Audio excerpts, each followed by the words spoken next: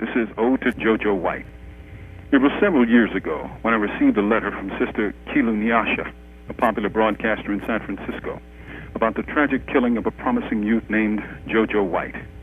At 23 years old, JoJo had barely begun to live, yet his astonishing thirst for life and his loving sense of humanity endeared him to many.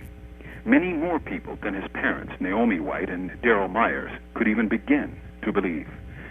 Like most parents, Naomi and Daryl saw their boy as special, but they had no real way of knowing that hundreds, perhaps thousands of other people from a wide swath of humanity felt the same way about the young man. However, they would learn.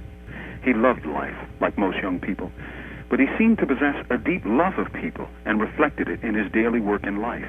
He worked with children in San Francisco and with his peers in the hip-hop and music community. He was a passionate and devoted supporter of mine and visited Cuba, Mexico, and other sites in the world to create better relations between peoples.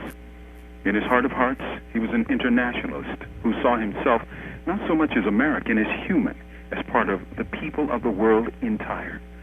In response to the tragic killing of their only child, Naomi and Daryl were, understandably, thrown into a world of horror, loss, pain, and despair. But a remarkable thing happened days after his shooting. A week after his passing, several hundred people, friends of JoJo from his job, from school, from the hip-hop nation, gathered at the corner of 16th and Carolina to pay tribute to a life that touched them all. This, in the pouring rain, was a measure of how he was regarded by those who knew him. His parents were stunned and moved.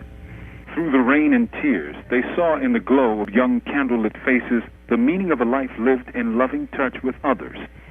That vigil gave birth to a diverse confederation of broken, yet resilient and hopeful young hearts, the JoJo White Solidarity Project, based on the view that JoJo was a victim of not just one lone shooter, but was one of many victims of an unjust and violent social system. Within days, an overflowing memorial for JoJo initiated work to help raise awareness of my case and the plight of millions of others down by law. Plans were made to honor his life with a memorial trip to Cuba, where scores of his young friends later traveled and experienced an alternative to this social system. Since then, their commitment to resistance to war and injustice has inspired and helped hundreds of others to carry out solidarity work in the U.S.